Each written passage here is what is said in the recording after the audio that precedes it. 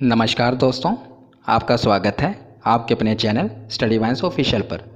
तो इस वीडियो में हम दक्षिण भारत के इतिहास का पार्ट 2 डिस्कस करेंगे।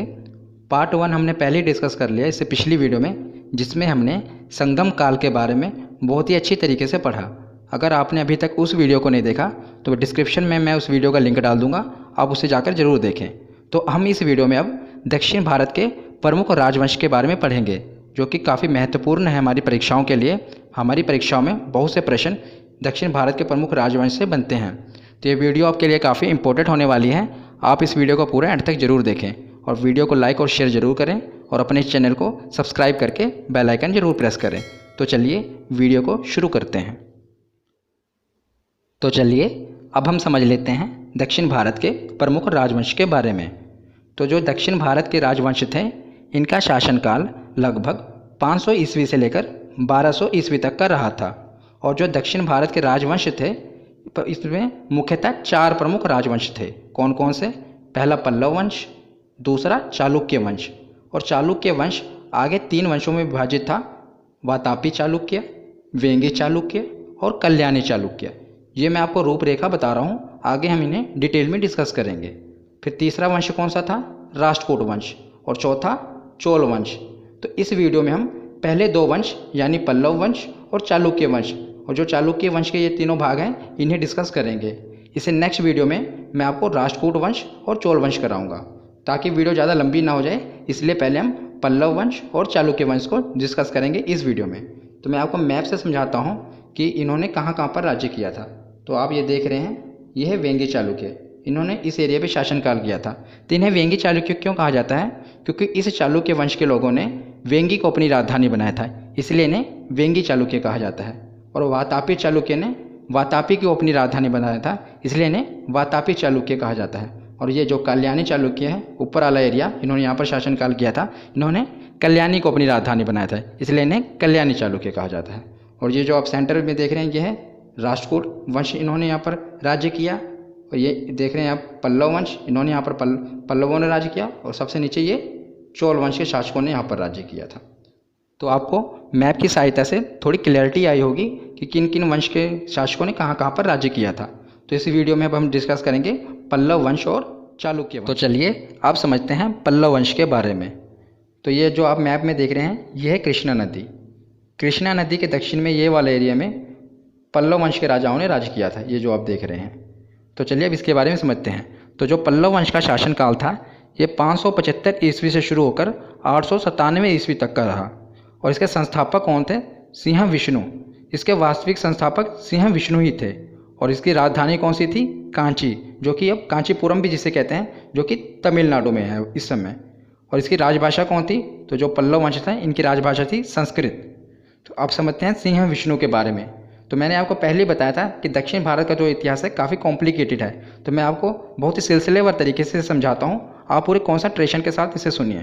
तो जो पल्लव वंश थे, इसमें मुख्यतः 4 प्रमुख राजा थे।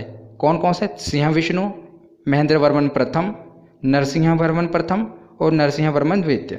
तो इन्होंने बहुत से कार्य किए थे, पर हम सभी कार्यों को तो याद नहीं कर सकते, इसलिए मैं महत्वपूर्ण जानकारियाँ आपको दूंगा जो कि एग्जाम में पूछी जाती हैं। मैं सभी राजाओं के बारे में डिस्कस करूंगा और उनके साथ में जो भी उनके साथ जुड़ी हुई महत्वपूर्ण जानकारियाँ हैं, जो कि किसी न किसी एग्जाम में पूछी गई हैं, उसी को आपको बताऊँगा, जो कि हमारे लिए इंपॉर्टेंट है। हमें सब कुछ नहीं पढ़ना, क्योंकि इतना ज़्यादा डाटा हम नहीं याद रख सकते। तो चलिए शुरू करते हैं। सिंह विष्णु, जो कि पल्लव वंश के संस्थापक थे। तो सिंह विष्णु का शासनकाल 575 ईस्वी से लेकर 600 ईस्वी तक का रहा था। और ये वैष्णव धर्म के अनुयायी थे। तो मैं आपको समझा देता हूँ कि जो ये दक्षिण भारत का इतिहास था, इसमें मुख्यतः 2 ही धर्म के अनुयायी थे, एक वैष्णव धर्म और दूसरा शैव धर्म। तो जो वैष्णव धर्म के अनुयायी थे, वो भगवान विष्णु को अपना आराध्य देवता मानते थे, और जो शैव धर्म के अनुयायी थे, वो भगवान शंकर को अपना आराध्य देवता मानते थे। तो जो सिंह विष्णु थे, ये वैष्णव धर्म के अनुयायी थे। सिंह विष्णु के दरबार में भारवी नाम का लेखक रहता था, जिसने किरातार्जुनियम की रचना की थी। ये पुस्तक पूछी गई थी एसएससी के एग्जाम में, किरातार्जुनियम, जिसके लेखक कौन थे? भारवी। और सिंह विष्णु के शासनकाल में मामलपुर में वराह मंदिर का निर्माण हुआ था। तो वराह मंदिर का निर्माण मामलपुर में सिंह विष्णु के ही शासनकाल में हुआ था। तो अब सिंह विष्णु के बाद हम पढ़ते हैं महेंद्र वर्मन प्रथम और इनसे जुड़ी हुई सब महत्वपूर्ण जानकारियाँ जो कि हमारे एग्जाम के लिए इम्पोर्टेंट है। तो महेंद्र वर्मन प्रथम का शासनकाल था लगभग 600 से लेकर 630 ईस्वी तक, मतलब 30 सालों तक इन्होंने राज्य किया। तो सिंह विष्णु के बाद उनका पुत्र थे ये महेंद्र वर्मन। इनके पिता थे सिंह विष्णु जो संस्थापक थे पल्लव वंश के, तो उनके पुत्र हुए महेंद्र वर्मन प्रथम। फिर ये उन्होंने राजगद्दी संभाली और ये पल्लव वंश के अगले शासक बने। और ये बहुत ही अच्छे संगीतक हैं और चित्रकार थे और इन्होंने मत्त विलास प्रहसन नामक हास्य ग्रंथ की रचना की थी। बहुत ही महत्वपूर्ण है, याद रखिएगा, मत्त विलास प्रहसन नामक हास्य ग्रंथ। और जो महेंद्र वर्मन के शासनकाल में चालुक्य के वंश के राजा पुलकेशिन द्वितीय ने आक्रमण कर दिया था। तो यहीं से आक्रमण शुरू हुए थे। तो पुलकेशिन द्वितीय ने आक्रमण कर दिया इन पर और पल्लव शासक महेंद्र वर्मन को युद्ध में हरा दिया। तो ये जो शासक थे महेंद्र वर्मन प्रथम, इनको पुलकेशिन द्वितीय ने आक्रमण करके हरा दिया था। तो महेंद्र वर्मन प्रथम के बाद अगला शासक कौन बना पल्लव वंश का? नरसिंह वर्मन प्रथम। बहुत ही महत्वपूर्ण है हमारी परीक्षाओं के लिए, वेरी इंपॉर्टेंट।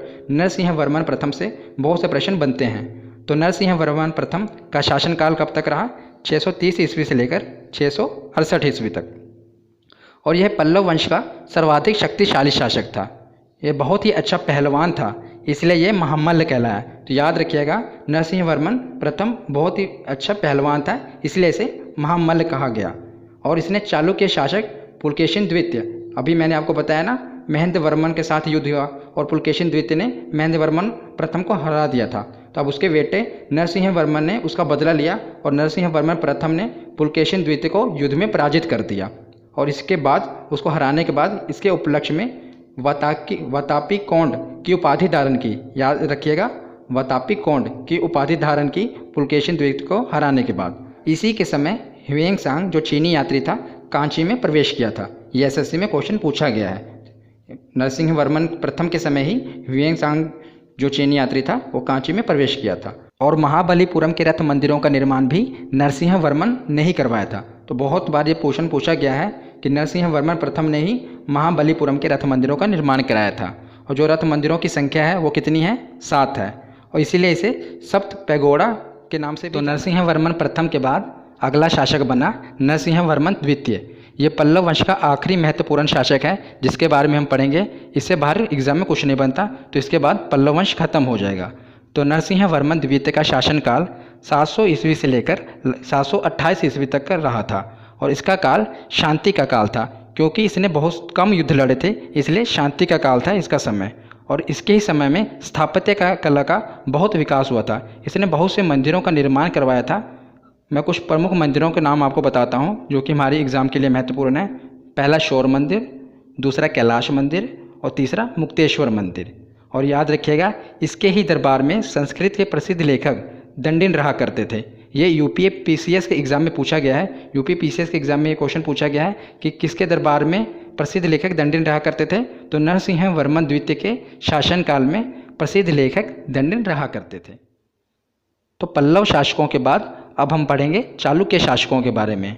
तो मैंने चालुक्य वंश के बारे में आपको बताया था ना, इसे 3 भागों में विभाजित किया गया है, वातापी चालुक्य, वेंगी चालुक्य और कल्याणी चालुक्य। तो पहले अब हम पढ़ेंगे वातापी चालुक्य के बारे में।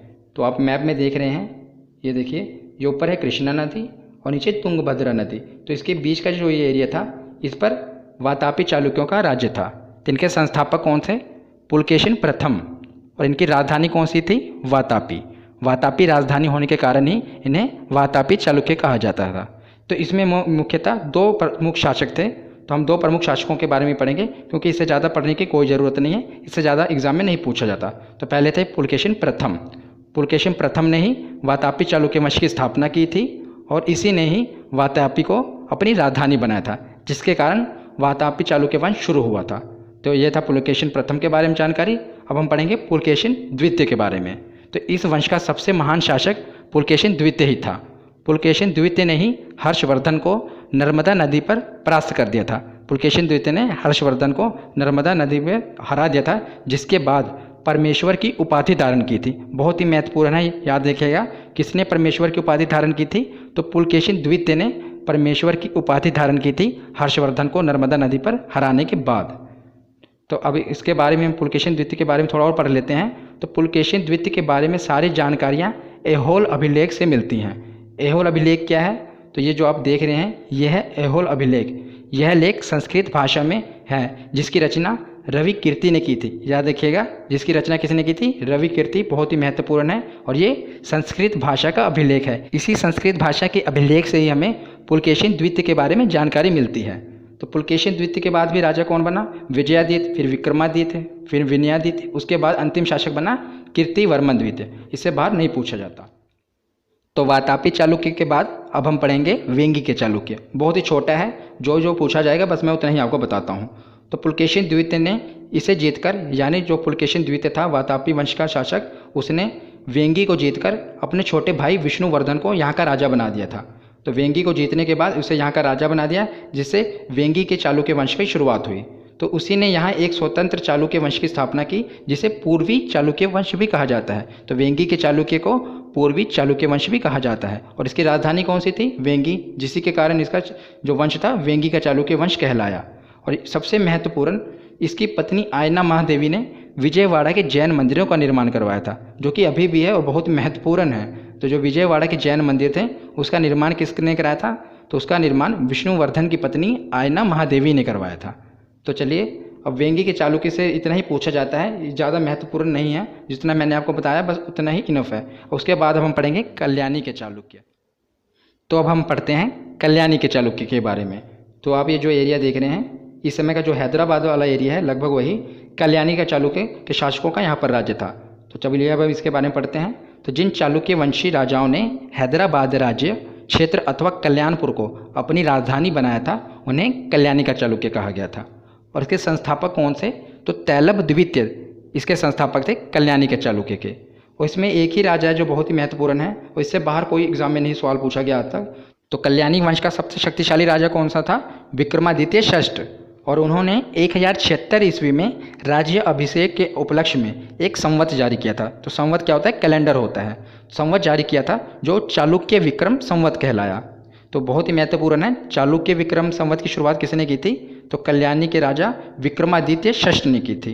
तो विक्रमादित्य ने एक विक्रम कुंड नामक नगर को भी बसाया था और विष्णु मंदिर का निर्माण करवाया था। तो विक्रम कुंड नगर किसने बसाया था? कल्याणी के चालुक्य वंश का राजा विक्रमादित्य षष्ठ ने। और कल्याणी के चालुक्य वंश का अंतिम शासक कौन सा था? तो याद रखिएगा, अंतिम शासक था तैलब तृतीय। बस इतना ही क्वेश्चन बनते हैं कल्याणी के चालुक्य वंश से। मैंने आपको सभी कवर करा दिए। तो ये वीडियो यहीं पर ख़त्म होती है। अगर आपको वीडियो अच्छी लगी हो तो चैनल को सब्सक्राइब करके बेल आइकन को जरूर प्रेस करिएगा। अब इसके बाद हम अगले जो महत्वपूर्ण शासक हैं उनके बारे में पढ़ेंगे इसे नेक्स्ट वीडियो में। धन्यवाद।